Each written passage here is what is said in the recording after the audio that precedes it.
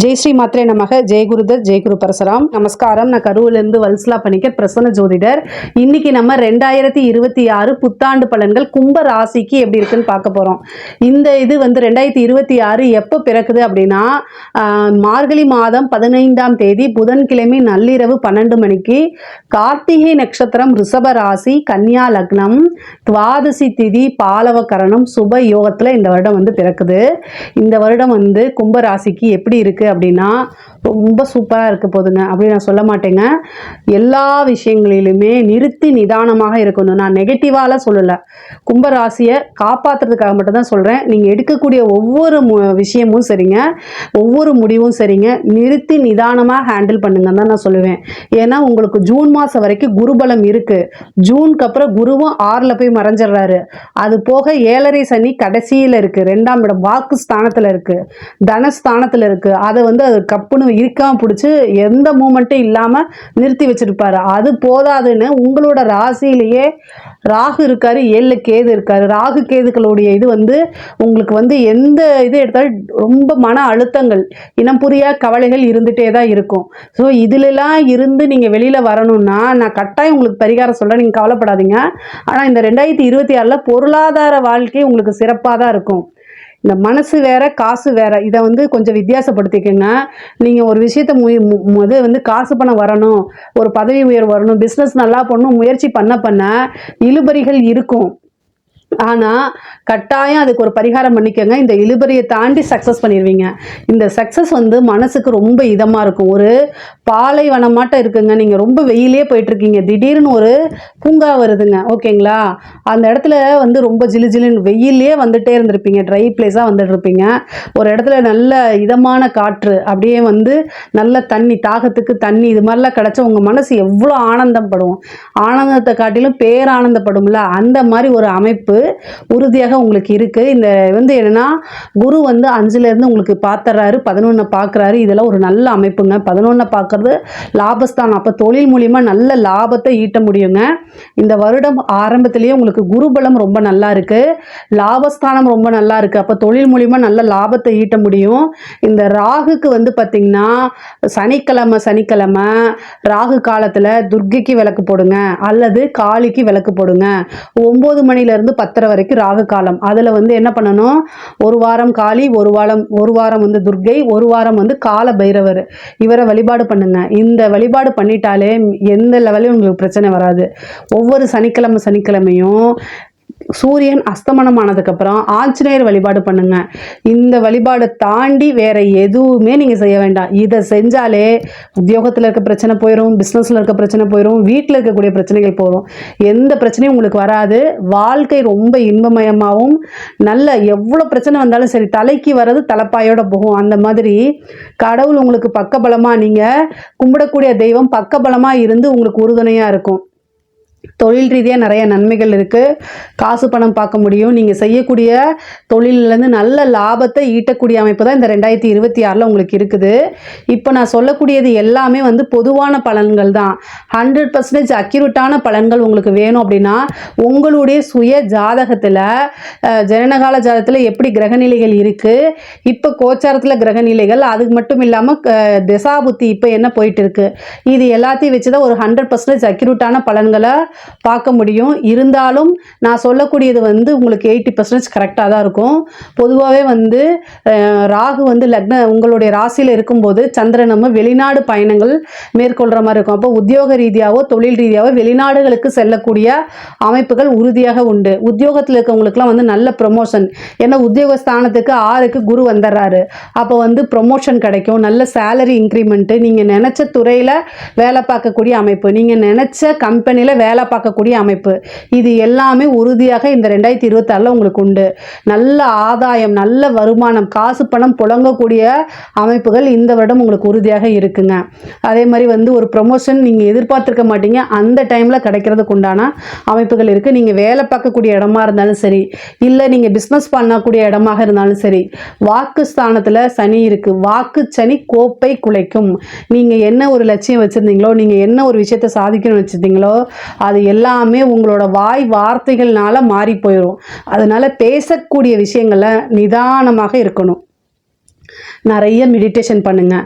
நிதானம் தவறுனீங்க அப்படின்னா அத்தனையுமே ஒரு சீட்டு கட்டில் கோபுரம் மாதிரி வச்சு ஒரு சீட்டை மட்டும் உருவினா அப்படியே விழுந்துருது இல்லை, அந்த மாதிரி ஆகி போயிடும். அதனால் ரொம்ப பொலைட்டாக எல்லா விஷயங்களையும் ஹேண்டில் பண்ணுங்கள். பொலைட்டாக பேசுங்க.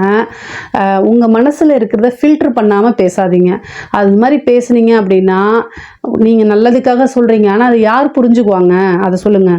புரிஞ்சுக்கணும்ல, ஆப்போசிட்டில் இருக்கவங்க புரிஞ்சுக்கணும்ல. பத்தாவதுக்கு 7ல் கேது. நீங்கள் நல்லதுக்கு, அடுத்தவங்களுடைய நல்லதுக்கு ஃபில்ட்ரு இல்லாமல் பேசுவீங்க, அதனால சண்டை சச்சரவுகள் வரும். நீங்கள் வில்லன் அப்படின்னு முத்திரை குத்தப்படுவீங்க. இதெல்லாம் தேவையா? தேவையே இல்லை.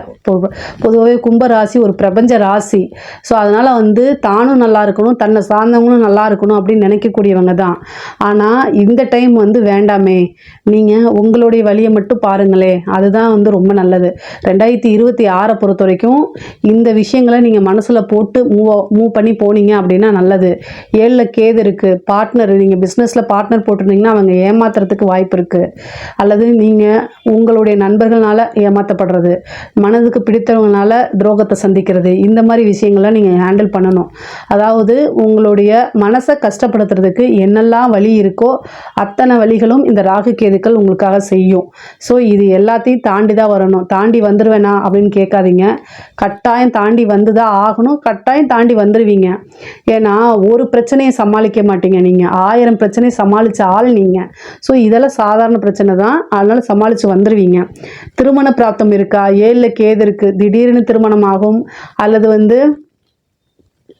வேறு அதாவது லவ் மேரேஜ், வேறு கம்யூனிட்டி, ரிலீஜன் இந்த மாதிரி மாறி கல்யாணம் பண்ணுறதுக்கு உண்டான அமைப்புகள் இருக்குது. திடீர் திருமணம் அப்படிங்கிறது கும்பராசிக்கு தான் இருக்குங்க.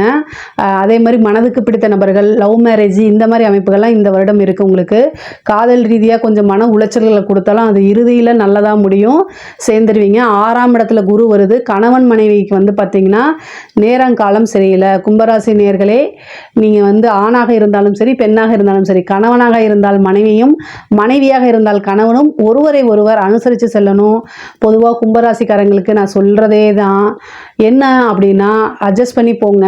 இல்லை அப்படின்னா சண்டை சச்சரவுகளை, கோர்ட்டு கேஸு, பஞ்சாயத்து, வேறு நபர்களுடைய தலையீடுகள்லாம் வந்துடும். இதெல்லாம் தவிர்க்கிறதுக்கு உங்கள் மேலே தப்பு இல்லைனாலுமே சாரி அப்படிங்கக்கூடிய ஒரு வார்த்தையை தூக்கி போட்டுட்டு நீங்கள் பாட்டுக்கு போயிருங்க. மனசுக்குள்ளே எல்லா விஷயங்களும் வச்சுக்கோங்க. உங்களுக்குன்னு கால சூழ்நிலை நேரம் வரும். நீங்கள் உங்கள் ஒய்ஃபுக்கிட்ட நல்ல விஷயங்களுக்காக சொல்லுவீங்க, இது தப்புமா அப்படின்னு சொல்லுவீங்க. அவங்க இந்த டைமில் அதை ஒத்துக்க மாட்டாங்க. ஆனால் உங்களுக்கு அந்த டைம் மாறிடும், அந்த ராகுக்கு இது மாறிடும்ல, அப்போ அவங்களே ஏங்க நீங்கள் சொன்னதாங்க ரைட்டுன்றுவாங்க. அது வரைக்கும் அமைதி காக்கிறது தான் ரிலேஷன்ஷிப்புக்கு நல்லது. ஆனால் இந்த டைமில் எரிச்சல் வரும். நீங்கள் அமைதியாக, நமக்கே நேரங்காலம் சரியில்லைன்னு சொல்லிட்டு அமைதியாக இருப்பீங்க. அப்போதைக்கு உங்கள் பார்ட்னர் பிரச்சனையே கொடுக்கறதுக்குனே வருவாங்க, உங்களை டென்ஷன் ஏற்படுத்துறதுக்குனே வருவாங்க. சில நண்பர்களும் சரி, சில உறவினர்களும் சரி, உங்களைய கொலவெறி ஆக்கிறதுக்கு, காண்டாக்குறதுக்குலாம் தேடி எங்கேருந்து வருவாங்கன்னு தெரியல, அந்த மாதிரி வருவாங்க. நீங்கள் என்ன செஞ்சிடணும், எப்படியாவது தப்பிச்சு போயிடணும். அந்த இடத்துலேருந்து மூவ் ஆன் பண்ணிடுங்க. அதுதான் உங்கள் மனசுக்கு நல்லது, உங்கள் உடலுக்கு நல்லது. மனசு கெட்டு போச்சுன்னா ஆட்டோமேட்டிக்காக உடல்நிலையும் பாதிக்கும். 6ஆம் இடத்துல குரு வராரு. குரு என்ன செய்வார் அப்படின்னா ஹெல்த்தை கண்ணா பிணமாக ஆக்கிடுவார். ஏன்னா அவர் காசு பணம் கொடுக்கறதுலாம் நல்லது. இந்த ராகு கேது சனியெல்லாம் பார்த்திங்கன்னா ஹெல்த் ரீதியாக இருக்கக்கூடிய பிரச்சனைக்கெல்லாம் விடிவு காலம் கொடுத்துரும். ஆனால் இந்த குரு சுப கிரகமாக இருக்கனால ஹெல்த் ரீதியாக இருக்க பிரச்சனைகளை பெருசு பண்ணி விடும். ஏன்னா அவங்களோட வேலையை வளர்க்குறது தான். ஸோ குரு என்ன பண்ணுவார், ஆருக்கு நோய் நொடியை கொடுத்துருவார். ஹெல்த் ரீதியாக முக்கியமாக பார்த்திங்கன்னா ஹார்ட் சம்மந்தப்பட்ட விஷயங்கள், அதே மாதிரி கிட்னி சம்மந்தப்பட்ட விஷயங்கள்லாம் ரொம்ப கவனமாக இருங்க. நிறைய தண்ணி குடிங்க. யூரினரி இன்ஃபெக்ஷன் வரதுக்கு அமைப்புகள் இருக்குது. 12ஆம் இடத்தை பார்க்குறாரு. ஒரு விரயம் இருக்குது, சுப விரயமாக பண்ணிக்கோங்க. மருத்துவ செலவு இருக்குது, அதனால் அதை சுப விரயமாக பண்ணிக்கோங்க. முக்கியமாக பார்த்திங்கன்னா உங்களோட ராசியில் செவ்வாயும் ராகுவும் சேர போகிற காலகட்டம். அப்போ மனசு படப்படன்னு இருக்கும். ராகு கேதுனால நிறைய பிரச்சனைகள் வரும். அதனால் என்னென்னா மெடிடேஷன் நிறைய பண்ணணும், நிதானமாக எல்லா விஷயங்களும் ஹேண்டில் பண்ணணும். மனசு சரியில்லைன்னா வண்டி ஓட்டாதீங்க, ட்ரைவ் பண்ணாதீங்க. இப்போ ஒரு ஃபேஷனாக போயிடுச்சு. என்னென்னா மைண்டு சரியில்லைன்னா ரொம்ப தூரம் போய் ட்ராவல் பண்ணுறது, அதெல்லாம் பண்ணாதீங்க. அதெல்லாம் சினிமாவில் நல்லாயிருக்கும். மனசு சரியில்லைன்னு தியானம் பண்ணுங்க. உங்களுக்கு பிடித்த நபர்கள்கிட்ட மனசு விட்டு பேசுங்க. இல்லையா வழிவகை இல்லையா, ஒரு டாக்டர்கிட்ட போய் நான் என்ன பண்ணுறது, இதுலேருந்து எப்படி தப்பிக்கிறதுன்னு கேளுங்க. மருந்து இல்லாமல் இது பண்ணுங்க. ஜஸ்ட்டு ஸ்பீக் பண்ணுங்க, அவ்வளோதான். நீங்கள் மனசு சரியில்லைன்னு வண்டி எடுத்துகிட்டு போனீங்கன்னு வச்சுக்கோங்க, எதையோ திங்க் பண்ணிவிட்டு வண்டியில் கவனம் இல்லாமல் அதுக்கப்புறம் வந்து உங்களுக்கு எதுவும் ஆகாது. ஏன்னா உங்களோட கிரகநிலைகள் நல்லா இருக்குது, உயிர் சேதம்லாம் எதுவும் இல்லை. ஆனால் ஆப்போசிட்டில் வர ஆளுக்கு ஏதாவது ஒன்று ஆச்சுன்னா உங்கள் வாழ்நாள் ஃபுல்லாக அது உறுத்திட்டே இருக்கும். பொதுவாகவே நான் எதுக்கு வண்டி வாகனங்களை போகும்போது கவனமாக இருங்கன்னு சொல்கிறேன்னா, உங்களுக்கு எதுவும் ஆகாதுங்க. ஆப்போசிட்டில் வரவங்களுக்கு ஏதாவது ஆகி உயிர் சேதம் ஆச்சுன்னா வழக்குகள் இதெல்லாம் நீங்கள் ஹேண்டில் பண்ணுவீங்க. ஆனால் மனசு நம்மளால் ஒரு உயிர் போயிடுச்சு அப்படின்னு கவலை இருக்கும்ல, அதுக்காகத்தான் அழுத்தி சொல்கிறது. ஸோ இந்த விஷயங்களை கவனமாக இருங்க. நீங்கள் வெளியூர் செல்வது, வெளிநாடுகள் செல்லக்கூடிய அமைப்புகள்லாம் இருக்குது. பொதுவாகவே கும்பராசியில் இருக்கக்கூடிய பெண்களுக்கு மன அழுத்தங்கள் இருக்கும், யூட்ரஸ் சம்மந்தப்பட்ட பிரச்சனைகள் இருக்கும். பொதுவாக நிறைய மெடிடேஷன் பண்ணுங்கள். உங்களுடைய கணவர்கிட்ட அனுசரித்து செல்லுங்க. உங்கள் மேலே தப்பு இருக்குது இல்லை, இந்த நேரங்காலம் சரியில்லாத போது அமைதியாக ஒவ்வொரு விஷயத்தையும் ஹேண்டில் பண்ணுறது நல்லது. ஆனால் உங்களுக்குன்னு ஒரு கால சூழ்நிலைகள் வரும்போது நல்லாயிருக்கும். உங்ககிட்ட எவ்வளோ திறமைகள் இருந்தாலும் இப்போ ஒரு விஷயத்தை ஸ்டார்ட் பண்ணுறதுக்கு பர்மிஷன் கிடைக்காது. அதனால் காத்திருந்து நீங்கள் ஸ்டார்ட் பண்ணுங்கள், அதில் தவறுகள் கிடையாது. எல்லாத்தையும் எதிர்த்துக்கிட்டு ஒரு விஷயத்த செய்யும்போது அவங்களோட சப்போர்ட் இல்லாதனால நீங்கள் ஒரு சின்ன தடுமாற்றங்கள் ஃபெயிலியர் ஆச்சுனாலே உங்கள் மனசை குத்தி உடைப்பாங்க. இதெல்லாம் தேவையில்லாதது. அதனால் கவனமாக செயல்படுங்க. ஆடை ஆபரண சேர்க்கை இருக்குது. பொதுவாக கும்பராசிக்கு சொத்து சேர்க்கை இருக்குது. கடன் ரீதியாக இருக்கக்கூடிய பிரச்சனைகளுக்கு நிவர்த்தி உண்டு. இது வந்து தொழில் தொடங்குறதுக்கு, சொத்து சேர்க்கைகளை கடன் கிடைக்கிறதுக்கு அமைப்புகள் இருக்குது. கோர்ட்டு கேஸு வழக்குகளில் சாதகமாக மாறுறதுக்கு 6ல் குரு இருக்கனால வழக்குகளில் வெற்றி உங்களுக்கு உறுதியாக உண்டு. அதே மாதிரி தாயாருடைய ஆரோக்கியத்தில் கவனம் இருக்கணும். உங்களுக்கு மருத்துவ செலவு இருக்குது, அது தாயாருக்கும் இருக்கலாம், அல்லது மருத்துவ செலவு அப்படிங்கிறது கும்பராசிக்கு இருக்காது, உங்களுக்காகவும் இருக்கலாம், தாயாருக்காகவும் இருக்கலாம். அதனால் ரொம்ப கவனமாக இருக்கணும். பொதுவாகவே வந்து பார்த்திங்கன்னா அரசாங்க அதிகாரிகளுக்கு ரொம்ப நல்லா இருக்குது. ஆனால் இந்த ராகு கேது இந்த மாதிரி இருக்குன்னா லஞ்ச லாவணியங்களை தவிர்க்கிறது நல்லது. 7 சனி முடிகிற வரைக்கும் உயர் அதிகாரிகளுக்காகவோ உங்களுக்காகவோ லஞ்ச லாவணியங்களை ஈடுபாடு பண்ணாதீங்க.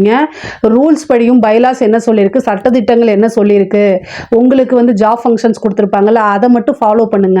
இதை தாண்டி எந்த ஒரு விஷயத்துக்கும் போகவே கூடாது. இல்லைன்னா அதை கொண்டு பிரச்சனையை மாட்டி விட்டுரும். அதனால பனிஷ்மெண்ட் அனுபவிக்க போகிறது நீங்கள் தான். கலைத்துறையில் இருக்கவங்களுக்குலாம் இது சூப்பரான வாழ்க்கை. ராகு கேது எப்பெல்லாம் உங்களோட தினகால ஜாதத்துக்கு வருதோ மிகப்பெரிய லெவலில் உச்சத்தை தொடக்கூடிய அமைப்புகள், உங்களுக்குன்னு வந்து பிரபலிய யோகம் அப்படிங்கக்கூடிய அமைப்பு இருக்குது. அதனால் நல்ல காசு பணம் சம்பாதிக்கிறது, உங்களுக்குன்னு ஒரு ஃபீல்டை செட் பண்ணுறது, ஒரு செட் ஆஃப் ஆடியன்ஸை செட் பண்ணுறது, இந்த மாதிரி அமைப்புகள்லாம் இருக்குது. விருதுகள் கிடைக்கும். ஃபிலிம் இண்டஸ்ட்ரியில் மிகப்பெரிய ஆளாக ஆகிறது இந்த ராகு கேதுக்கள் தான் எல்லாத்தையும் தூக்கி விடும். அதனால் ஃபிலிம் இண்டஸ்ட்ரியில் மிகப்பெரிய ஆளாக ஆகிறதுக்கு ஆக்டிங்கு, அதே மாதிரி வந்து இந்த டான்ஸு, பாட்டு பாடுறது, இந்த மாதிரி விஷயங்களுக்குலாம் இது ரொம்ப சூப்பராக இருக்குது. காசு பணம் நிறையா இருக்கும். மக்கள் மத்தியில் ஒரு அங்கீகாரம் கிடைக்கும். உங்களுக்குன்னு ஒரு ஃப்ரேம் செட் பண்ணிக்கிறது, இதெல்லாமே கிடைக்குங்க. அரசியல்வாதிகளை பொறுத்த வரைக்கும் கும்பராசியில் இருக்கக்கூடிய அரசியல்வாதிகளுக்கு காலம், நேரம், சூழ்நிலை எதுவுமே சரியில்லை, சாதகமாகவும் இல்லை. ராகு கேதுவும் இருக்குது. அது மட்டும் இல்லாமல் சனியோட தொந்தரவும் இருக்கு. இது போக குருபலமும் இல்லை. இதெல்லாம் உங்களைய கஷ்டப்படுத்துறதுக்கு நான் சொல்லலை. ஆனால் உங்களோட பதவிகளை தக்க வச்சுக்கணும் அப்படின்னா நல்ல பரிகாரங்கள், யாகங்கள், வேள்விகள், பூஜைகள், ஹோமங்கள் இதெல்லாம் செஞ்சுக்கோங்க. உங்களுக்கு தகுந்த மாதிரி உங்களுக்கு தேவைப்பட்டுச்சு அப்படின்னா என்னை காண்டாக்ட் பண்ணுங்கள், கட்டாயம் நான் உங்களுக்கு செஞ்சு கொடுக்குறேன்.